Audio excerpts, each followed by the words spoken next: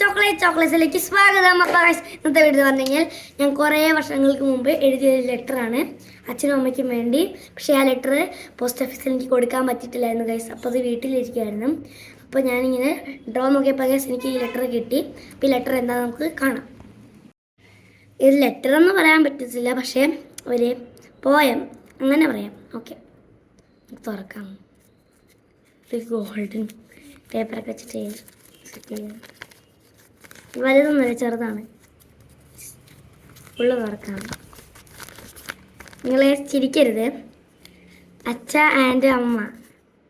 Okay, അച്ഛൻ അമ്മ രണ്ടു വട്ടമുണ്ട് കേട്ടോ. അച്ഛൻ അമ്മ I love you I miss you വയസ്സ് ഇത്രയേ ഉള്ളൂ. ചെറിയൊരു പോയാണ്.